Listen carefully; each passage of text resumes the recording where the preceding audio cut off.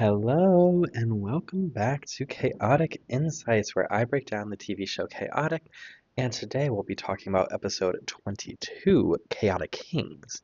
So grab a snack, start your laundry, and we'll dive right in. So, episode summary, we start this episode with Kaz winning a match. Yay, Kaz! And he makes the remark that his opponent put up a better fight than the other three people he beat today. Okay. Then a group of players approach Kaz as he's leaving the drum, and they want to give Kaz the opportunity to try to join their group called the Chaotic Kings. In the process of trying to impress the group, Kaz pushes off plans with Tom. Kaz then gets through the first round by beating RJ, the Chaotic King, in a chaotic match. Kaz tries again to adjust another plan with Tom, but Tom has an outburst, and eventually he comes around to support Kaz and his goals. Then we get the final match between Kaz and Drake, the Chaotic King leader, and Kaz wins. But ultimately, he turns down the offer to join the Chaotic Kings. And so that means he didn't join the Chaotic Kings. He turned down their offer. And so, analysis, I feel like so much happens in this episode.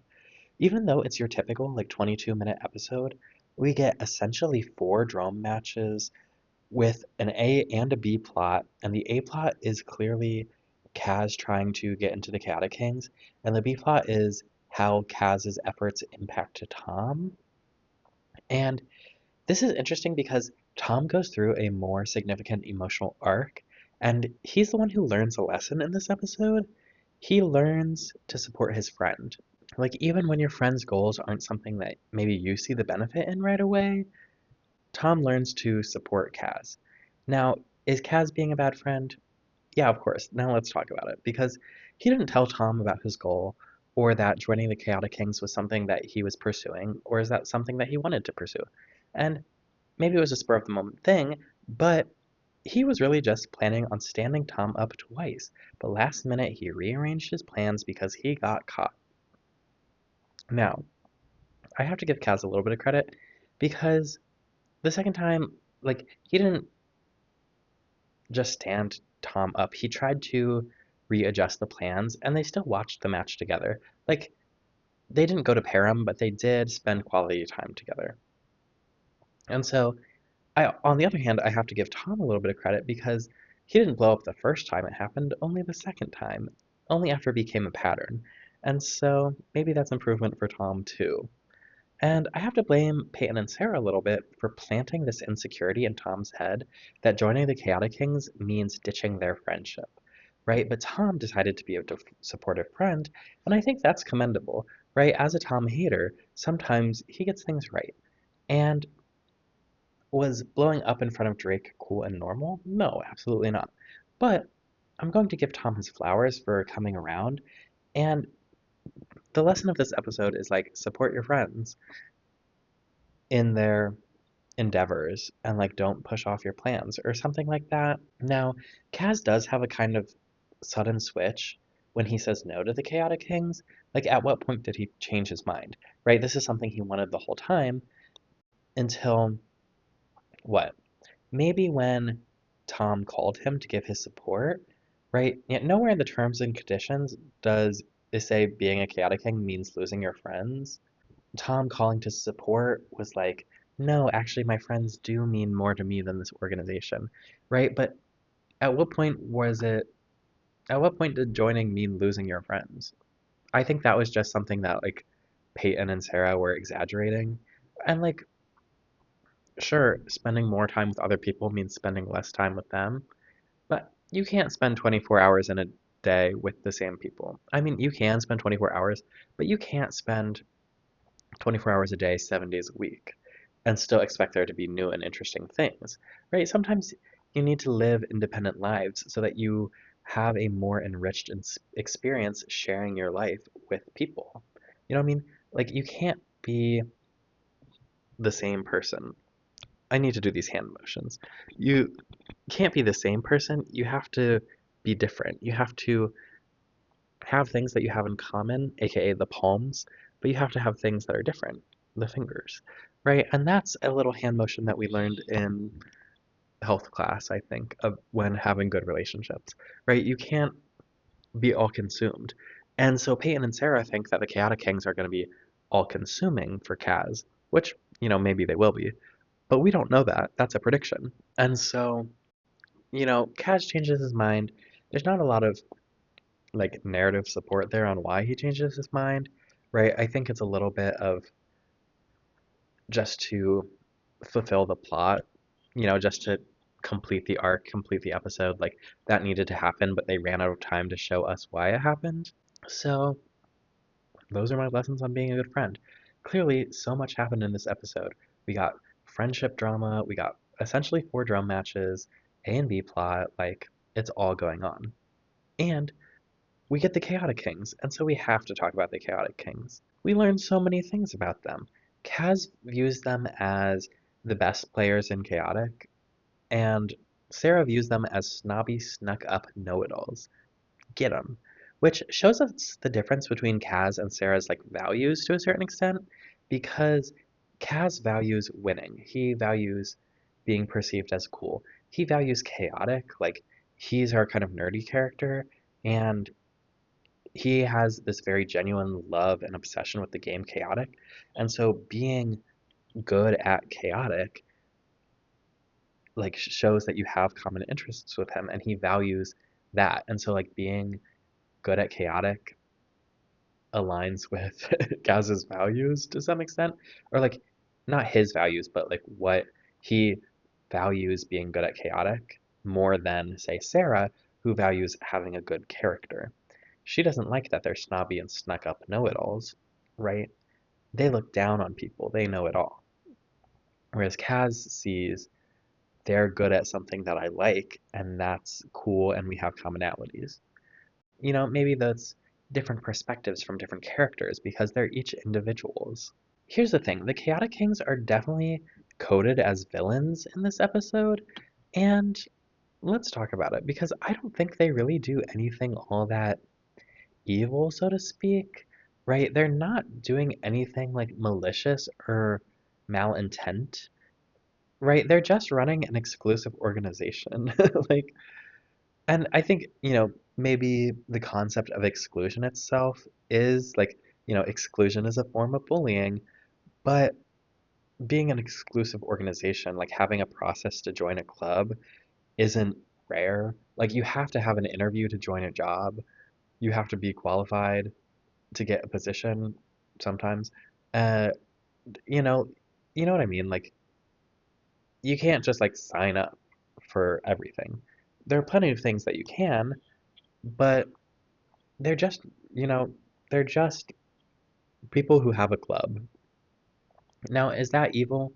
Who's to say? Right? And also, like, nobody's forcing Kaz to join this club. He could have declined their offer. If he knew he didn't want to be Chaotic King, he could have said no earlier. And also, nobody's forcing Kaz to, like, change his plans at the drop of a hat or, like, be a bad friend. nobody's nobody's forcing Kaz to change his plans at the drop of a hat or not give Tom advance that the plans have changed or like be a bad friend and like emotionally aggravate his bestie. Nobody's forcing him to do that. But it is happening. Maybe you could see it as some form of hazing that like the Chaotic Kings have such a high expectation for Kaz that he's expected to be at this match with little notice or he's expected to play these games. But, did Kaz just know this ahead of time? Like, did he know about Drake's match ahead of time and just not tell Tom? Or, you know, this like, did he was he well aware of the itinerary and just didn't have the organization skills to be proactive? Or are these things truly last minute? Like, we do see Kaz change his mind like in the moment. And so, again, is there malicious intent here or is it actually Kaz's fault? And I'm not victim blaming, but I just don't think we're giving enough information as an audience member to make judgment calls on the Chaotic Kings, right? But they're coded as villains. right? We perceive them as villains because they're coded that way. Like, I'm not defending the Chaotic Kings for their actions. Like, sure, they do have that aura of arrogance and like snobby, stuck up know it alls, right? But that's not a crime to be snobby.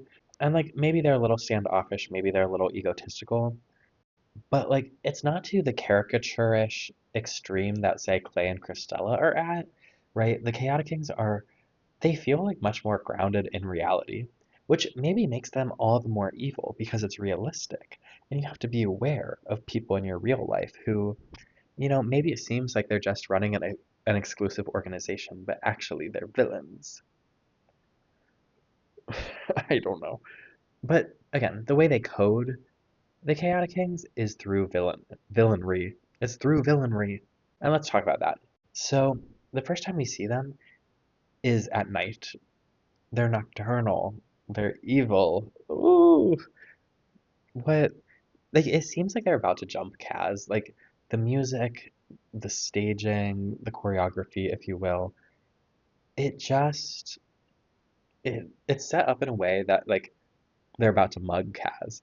Like it really gives them mugger energy, but also like them arriving at night gives them like secret society energy. But clearly they're not a secret society because they have brand recognition and a reputation. Right? So that's the first way that they code villainry is they set it up like a mugging. you know? Second, colors, they're all wearing muted, demure colors, very uniform, very villainous. And most of them are in green, and villains tend to wear secondary colors. So there's that association. And I'll dig into that a little bit because I want to right now. Heroes normally wear primary colors red, yellow, blue. Think Superman, best example. He's wearing red, yellow, blue. Think Iron Man, red and yellow. Captain America, blue and red. Wonder Woman, red, yellow, blue. Right? These are superheroes, and they are heroes. Villains tend to wear secondary colors purple, green, orange. Think Hobgoblin is orange. Think the Green Goblin is green and purple. Think Brainiac is green and purple. Think Thanos is purple. You know what I mean? And this comes from various things. But these are just trends that we tend to see, right? And those trends can be manipulated for narrative effect, say like the Hulk. The Hulk was originally printed gray, but now he's colored green and purple, which are colors that we associate with villains. Like he has the same color scheme as the Green Goblin, but the Hulk in universe is perceived as a villain. Like the government is after him, General Ross. The world at large views the Hulk as a terror, but we as an audience see him as a hero because that's misunderstood, right? He's doing this like double life thing. Is he a victim, right? And so the narrative lens is, he becomes a hero, but he's still villain coded with these colors, and that affects like the inner universe. The Hulk's not a likable character in the Marvel universe. People aren't like fangirling over him. His narrative is that like he's kind of being hunted, or at least at first. And so we're taking that knowledge that we just learned, that secondary color is kind of code for villainry, and we plug them into here. We have green, we have navy, and we have maroon, which navy and maroon are variations of a primary color, but they're not that bright pop that we normally associate. They are darker, they're like tinted. They're tinted in a way that taints their pureness. And then the green itself, okay, green, secondary color, villainry. And so we get that aspect of like these people aren't necessarily a pure intent just basically by the clothes they put on their body, right? And now you can't associate that with people in real life, but in a narrative artwork like this, I think you can. And now you look at our heroes, Kaz, okay, he's wearing green, right? But it's much more vibrant. And so when Kaz stands next to them, he sticks out like a sore thumb, right? Kaz visually does not look like he fits with this group of people because the vibrancy of the colors that he wears a much more punchy green, right? It's much more saturated. Whereas that kind of like demure green that the Chaotikings are wearing is more natural and neutral and it's more villainous, whereas Kaz is wearing green. Tom wears blue. Sarah, red and yellow. Peyton, yellow. You know what I mean? They're wearing these hero colors for the most part with the accent of the green, right? But they're much more dynamic and punchy and saturated that like gives you an extent of like pureness and heroism that stems from like hero cartoons. Hero cartoons comes from comics. So it's just an interesting thing, right? But especially that color, it's such a visual reminder that Kaz does not fit in this group because he like the colors that he wears doesn't match. Like there's that kind of cultural distance of diff yeah, cultural distance of him, being bright and expressing his personality. And this group is very uniform and they're kind of conformist because they're in a group and they all wear the same logo. So those are just some of the ways that maybe we perceive them as evil. But really, they're a bunch of nerds, right? They have a logo. They made and bought matching merch. They came up with a great name for an a cappella group and then didn't do a cappella. You know what I mean? They are just a bunch of nerds who started a club. And we love nerds, you know? But are they villainous or are they just a club? Now, one thing that doesn't happen with their group is they don't really have to convince people to join. Everybody wants to join them. Well, clearly not everybody, because Sarah and Peyton are put off by it. But like when they approach Kaz, they have enough of a reputation that Kaz just wants to jump at the chance. Once they offer, they don't have to do any convincing. They don't have to have a sales pitch or anything. They're just like, yeah, we're cool. You want to be us. Lemonade Mouth Core. Don't you wish you were us? And so like that's kind of again where their antagonistic qualities come from are the exclusion and the standoffishness and the like egotistical aspects of it. But again, like being a snob doesn't make you a villain. Sure, does it make you uncomfortable to be around? Yeah, probably. You know, does it make you it doesn't make you good or bad. Your actions do. Again, not me defending the Chaotic Kings. Oh no, who am I? But what I want to draw is parallels between Chaotic Kings and being like in a fraternity, which is a lived experience that I have. Don't ask. But the Chaotic Kings extending an offer to Kaz is really reminiscent of like extending a bid from a fraternity or like a sorority. And they approached Kaz because Kaz fit some kind of criteria that they had, which is also very similar to fraternity and sorority life, right? You're looking for a stand-up person with good values that matches your culture or whatever. And so Kaz seems like a good person. He has values and he's a winner, right? What the Chaotic Kings are looking for is a person who's a winner, who's good at their craft, and Kaz fits that mold. But here's the thing. Clearly it's not a fraternity because they only have 5 members. And really they are like a club or a friend group with rules. They're a friend group with rules.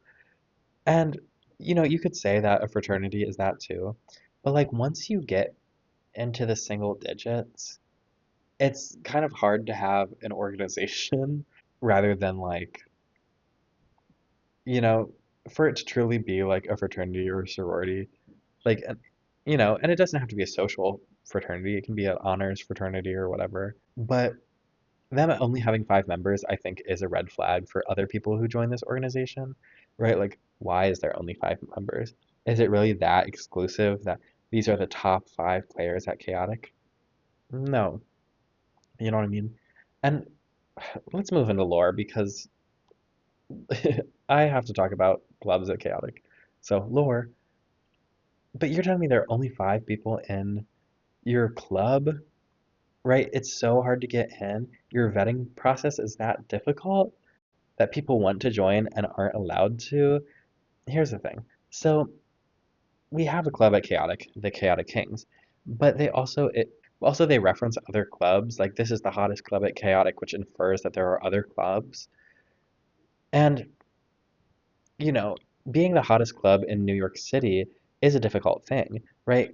Great for the Chaotic Kings having that branding, having that recognition, having that name talent. You know what I mean?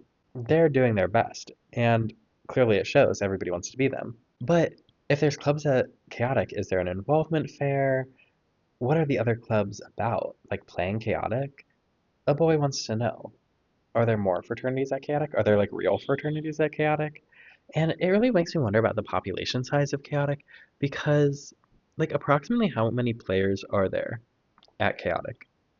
How many players do they let in? Is it the size of a small high school or a small college? Is it the size of a big high school? Is it the size of a big college? But here's the thing. It's definitely small enough that there is like a unified culture and for people to have reputations.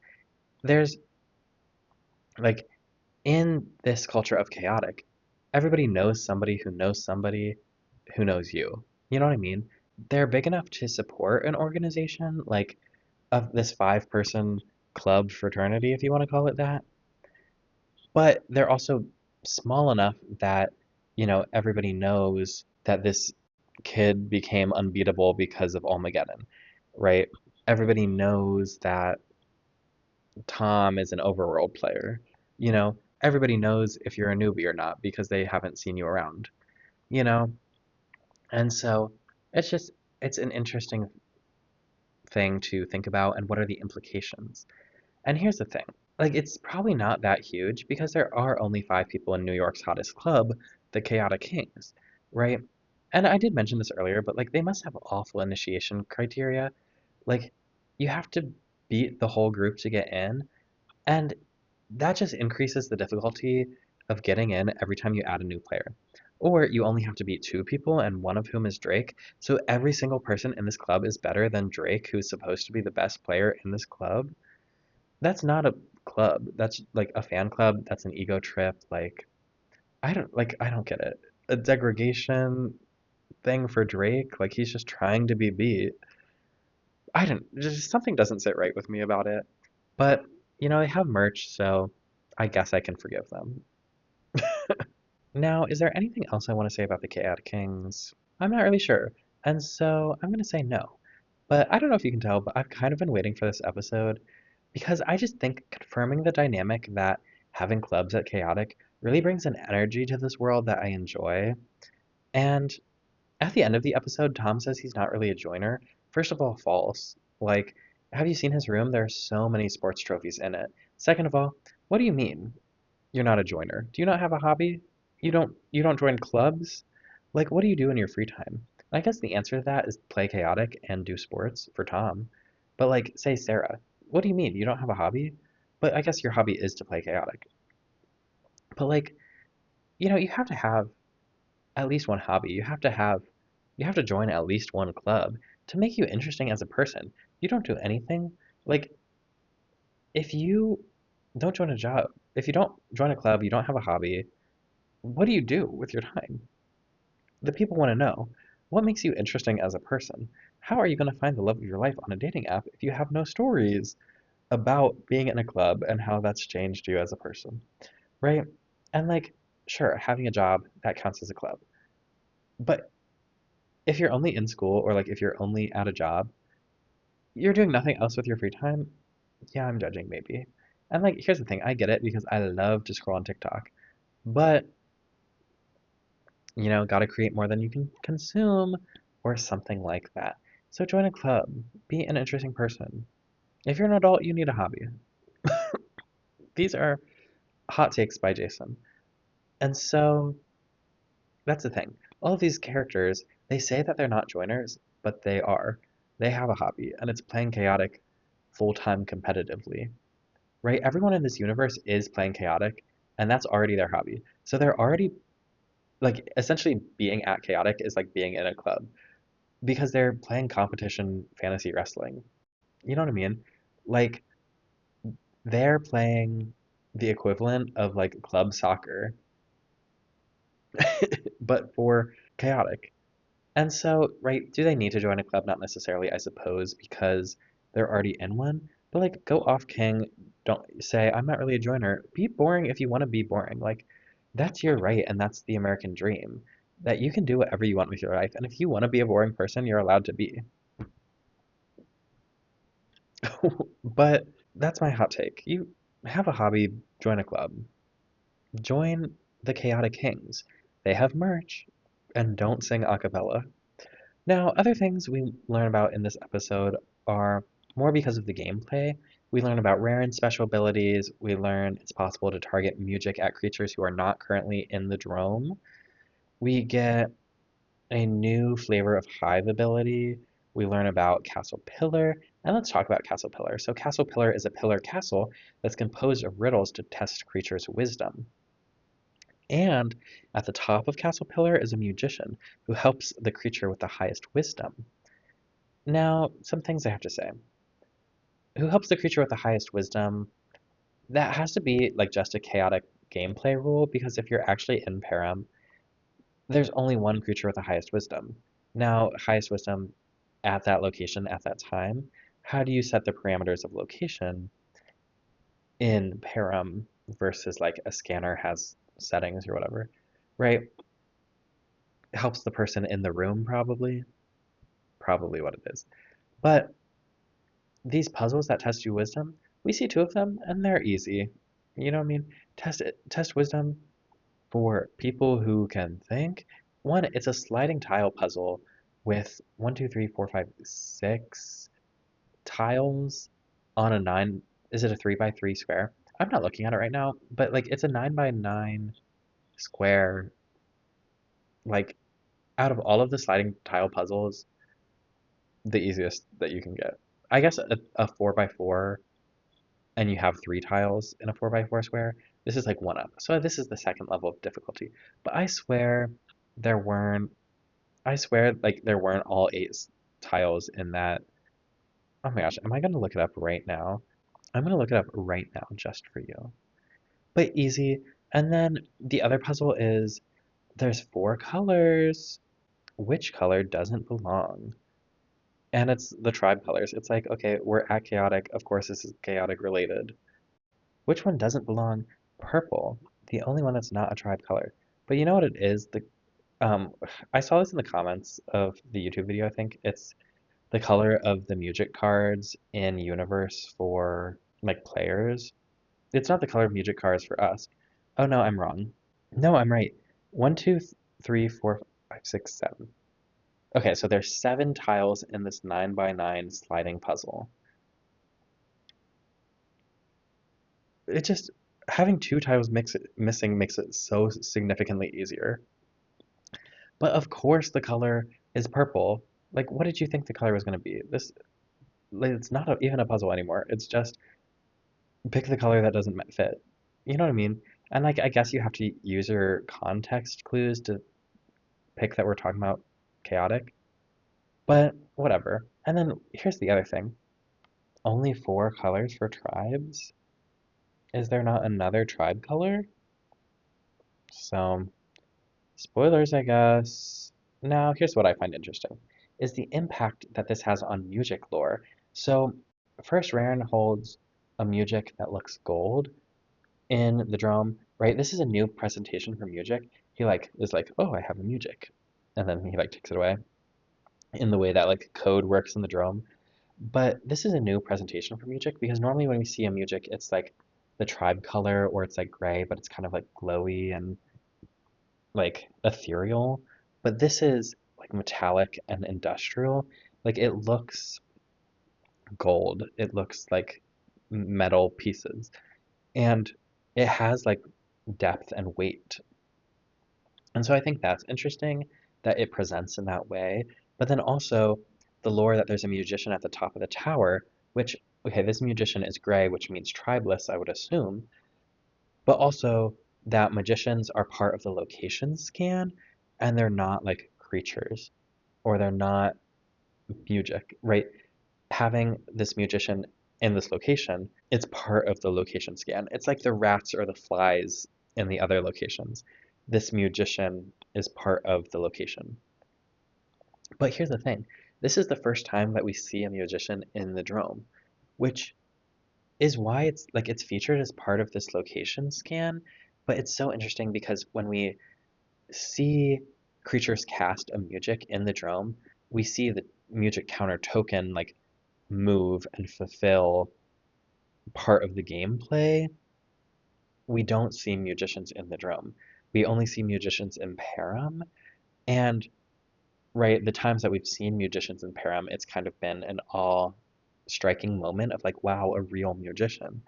And so I just find it interesting that like we see this musician in the drome, he acquires it, but then we don't see him use it, right? We don't see him use the musician, but we do see it get like turned into a game token that he got a music counter, but he didn't get a musician. And so I just think that there's an interesting distinction there, like an interesting delineation. And what does that mean for music as a whole, right? This barrier between using musicians to fulfill music in the drone versus param, a hard boundary. Like these are the rules. We've they haven't told us that that's a rule, but we've seen it set many times. Like, we don't need to know that it's a rule to see the effects of it. And now the new presentation of the music, I'm like, what is that? Now that could just be like an animation, like, oopsie, we made it gold instead of a color. But I think it's interesting nonetheless. So now let's move on to fun facts and other notes. My notes are Tom loves to call Clay an alien, like as an insult. And at this point, it's like a running gag of like, you know, Clay is like, the Chaotikings didn't let me in. And Tom's like, that means they must have only let humans in, like implying that Clay isn't human. What are we doing? You know what I mean? Tom, what are we doing? Be nice to your enemies. Right now, that's a bitter enemy. Now, another note I have is there's a moment where there's a Chaotic King just standing on a table, like not standing, but he's like like he's standing on the table and squatting. And to that I say, okay, levels, I guess. And also, can we please be cool and normal for 1 second, please? Okay, thank you. Get off the table. Like, I love to sit on a table. Don't get me wrong. Elevated surfaces, great, wonderful, love. But standing on a table just to squat on it, please be cool and normal. Okay. Another note I have is we've been seeing lots of players use mixed decks recently, which again I find interesting because like this show normally pushes like the theme that using all one tribe, you have the ability for have them work together. Hive ability or sacrifice or teamwork. Like Raren gains all of this wisdom because of the way that the deck is set up, because they're all the same tribe. But we see Drake use a mixed tribe deck, and that's interesting, especially because he's supposed to be this great player or whatever. And so I think that kind of goes to show that like mixed decks are good strategy sometimes, but also it just depends on what your strategy is. Another note I have is fries on the table to remind you that they serve food. Fun! And the last note I have in other notes is I think we get to see the exterior of a new drone in this episode, and that's also fun. So, aren't those fun facts and other notes? Let's move on to my final thoughts. Because my final thoughts are TBH, I kind of love this episode. So much happens in it. It's another Kaz focus episode, and even though the emotional arc is kind of messy, like from a craft perspective, I think the action is fun and we get to learn about a new location and we get to see some Danian gameplay and we get a quick brief moment with Banshore and Param. And I don't know, there's just something about this episode that has a special sauce to me. It has a vibe, it has an impact, and maybe I'd call this episode a guilty pleasure, but like a pleasure nonetheless. This is an episode that, I think Drake kind of reads as like a little bit older, not as like an adult, but like, if our main characters are high schoolers, Drake kind of reads as like a senior, like he's a little older, he's a little bit cooler. Everybody wants to be him. I think that's interesting. Like this shouldn't work. There's too much going on here, and it feels very disconnected. Like that last battle where they're in Castle Pillar and Raren's like doing puzzles, that feels like a completely different episode than when Tom is like, Kaz, you're my friend and I'm gonna support you. Right? They don't feel like they should go together, but somehow they do, and I think that's magical and it's the magic of television. And that's all I have to say. So, thank you for listening. Thank you for watching, and I'll see you next time. Bye.